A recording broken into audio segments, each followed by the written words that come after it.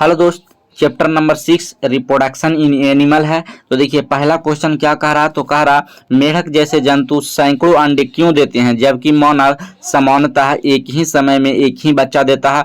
तो यहाँ पहला ऑप्शन है, मतलब ये कथन वाला क्वेश्चन है, ये ऐसे हुआ तो ऐसे क्यों हुआ जी। तो पहला ऑप्शन कह रहा मेढक में बाह्य निषेचन होता है, तो सही बात है क्योंकि पानी में ये अंडा दे देता है और एक है जो पानी में स्पर्म देता है, तो दोनों मिलता है, लेकिन उसमें ज़्यादा संभावना है कि कोई मछली खा जाएगा, कुछ हो जाएगा, कोई मर जाएगा, तो ये बहुत कम संभावना है, इसीलिए ज़्यादा संख्या में देता है कि कुछ तो जिंदा रहे। तो यहाँ पर कह रहा कि जीवित रहने के लिए कई अंडे देने की आवश्यकता होती है, कुछ अंडे जीवित रहने के लिए कई अंडे देने की आवश्यकता होती है, तो सही बात है पूरा। कह रहा मानव के पास एक ही संतान के लिए अधिक संसाधन है, तो इसका कहने का मतलब हुआ कि मानव के पास एक ही संतान के लिए अधिक संसाधन है, मतलब मानव है जो बहुत, इसका जीवन अवधि बहुत ज़्यादा दिन है। मेढक कितना दिन जिएगा, बहुत तो बहुत ज़्यादा दिन नहीं जी पाएगा, 70-80 साल थोड़ी जीता है, 5 साल भी नहीं जी पाएगा, उतना साल नहीं।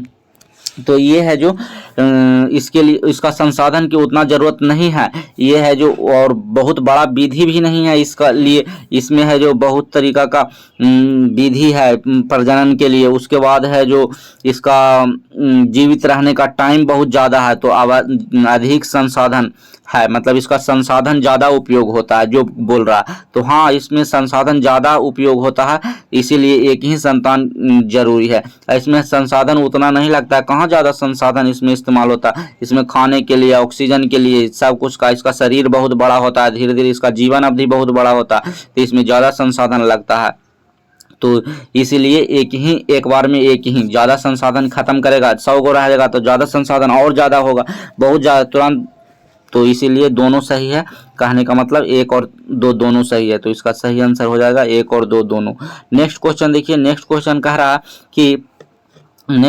रहा शुक्राणु बड़ी संख्या में क्यों उत्पन्न होते हैं। तो शुक्राणु बहुत संख्या में क्यों उत्पन्न होता है, तो ये उत्पन्न होता है निषेचन सुनिश्चित करने के लिए, क्योंकि निषेचन की संभावना तो बहुत कम होता है, इसलिए शुक्राणु है जो बहुत करोड़ों में रहता है, तो करोड़ों में रहता है, इसीलिए निषेचन के लिए सुनिश्चित करने के लिए इसका संख्या बहुत बड़ी होना बहुत जरूरी है। तो नेक्स्ट क्वेश्चन कह रहा है कि आपके अनुसार आंतरिक निषेचन बाह्य निषेचन के तुलना में कुछ वातावरणों में विकासवादी लाभ क्यों प्रदान करता है, जो बोल रहा है, मतलब आंतरिक निषेचन है जो कुछ वातावरणों के विकासवादी में लाभ ज़्यादा है, क्यों। तो कह रहा देखिए, एक विकासशील भ्रूण को अधिक सुरक्षा प्रदान करता है। हाँ, आंतरिक निषेचन में है जो आंतरिक जो निषेचन होता है उसमें है जो बेबी का डेवलपमेंट होता है यूट्रस में होता है, तो ये अधिक सुरक्षा होता है। और जो ये सब मेढक है ये सब में, तो इस सब में तो पानी में होता है, तो पानी में होगा तो पानी में उसको ज़्यादा सुरक्षा नहीं मिलेगा, उसको मछली खा जाएगा, कुछ भी खा सकता है कभी भी, तो उसको कोई सुरक्षा नहीं है। कह रहा दूसरा ऑप्शन, इसके लिए कम युग्मकों की आवश्यकता होती है। हाँ, आंतरिक निषेचन में बहुत कम युग्मकों की आवश्यकता होती है, मतलब युग्मक मतलब संख्या में, जैसे बहुत सारा उसको जनसंख्या में नहीं चाहिए, एक ही चाहिए। जैसे मानव है तो एक ही जन्म करता है, मेढक है जो एक बार में बहुत सारा, और जितना छोटा जीव रहता है वो एक बार में बहुत ज़्यादा जनसंख्या उत्पन्न करता है। कह रहा पर्यावरणीय परिस्थितियों पर कम निर्भर होता है। हाँ, ये भी है, पर्यावरण के परिस्थितियों पर कम निर्भर होता है। आंतरिक निषेचन वाला है जो उतना निर्भर नहीं होता है पर्यावरण परिस्थितियों पर, लेकिन निर्भर होता है यहाँ, लेकिन कम लिखा है इसी कारण, मतलब कम निर्भर होता है। कोई जरीमनी मौसम भी गड़बड़ाएगा तो वो है जो संभाल लेगा, लेकिन जो पानी में है और पानी खत्म हो गया तो कैसे संभालेगा, इसीलिए। तो यहाँ कह रहा है उपरोक्त सभी, तो इसका सही आंसर है जो उपरोक्त सभी हो जाएगा, क्योंकि सभी ऑप्शन इसमें सही है। तो नेक्स्ट क्वेश्चन देखिए, नेक्स्ट क्वेश्चन कह रहा है जरायु जंतु है जीवित शिशुओं को जन्म देता है। कहने का मतलब हुआ, पहला कथन कह रहा है कि जरायु जंतु जीवित शिशु को जन्म देता है, तो दूसरा कथन कहता है कुत्ता जरायु जंतु का एक उदाहरण है। तो हाँ, सही बात हो जाएगा, क्योंकि ऊपर कह रहा है कि जरायु जंतु जीवित शिशुओं का जन्म देता है, तो कुत्ता भी तो जीवित शिशु का ही जन्म देता है, तो दोनों सही हो जाएगा। तो ऑप्शन ए दोनों कथन सही है। तो नेक्स्ट क्वेश्चन है 5 नंबर क्वेश्चन कह रहा उस समय उस समूह का चयन कीजिए जिसमें बाह्य निषेचन होता है। तो बाह्य निषेचन होता है जलीय जीव वाला में ज्यादातर। तो जलीय जीव में कौन हो जाएगा, किसी एक को पकड़िएगा तो पता चल जाएगा, मेढक जलीय है, उभयचर है, मछली यहाँ साफा बता देगा कि है जो मछली में बाह्य निषेचन होता है, स्टार फिश, ये सब देखिए, कुत्ता बिल्ली, ये सब में सब आंतरिक निषेचन वाला है, सिर्फ ये है जो बाह्य निषेचन वाला है। तो इसका सही आंसर मेढक मछली स्टार फिश। स्टार फिश है जो इकाइनोकार्डेटा होता है, उसी समूह का है, उसी फाइलम का। तो नेक्स्ट क्वेश्चन देखिए, नेक्स्ट क्वेश्चन कह रहा है कि निम्नलिखित में से किस प्रकार के प्रजनन में केवल एक ही जनक शामिल होते हैं, मतलब सिर्फ एक पेरेंट की जरूरत होता है। तो ये होता है असेक्सुअल रिप्रोडक्शन, मतलब अलैंगिक जनन। अलैंगिक जनन में सिर्फ एक ही पेरेंट की आवश्यकता होती है। तो इसका सही आंसर ये अलैंगिक जनन में दो का जरूरत होता है। तो लैंगिक जनन में दो पेरेंट्स की आवश्यकता होता है। अब देखिए नेक्स्ट क्वेश्चन कह रहा है यहाँ की मनुष्य में होने वाला निषेचन किस प्रकार का निषेचन है।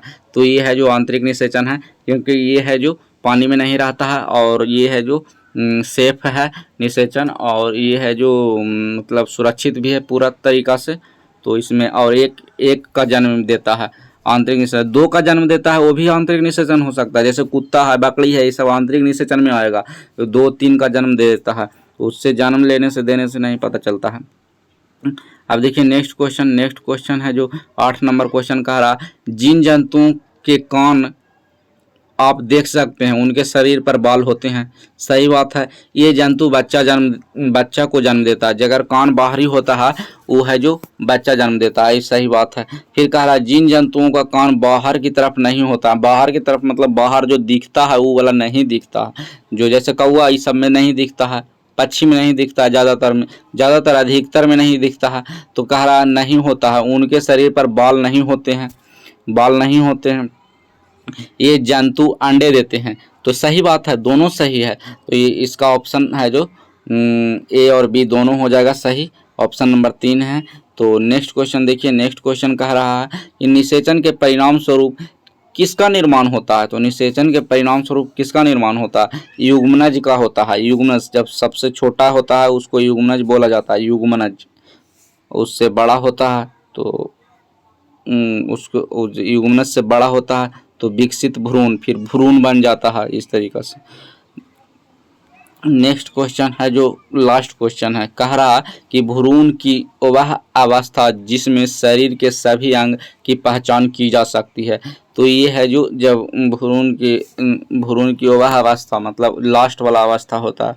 तो ये गर्भावस्था शिशु होता है ना, गर्भावस्था जो विकसित भ्रूण, तब उससे पता चल जाता है। तो गर्भावस्था इसका सही आंसर हो जाएगा।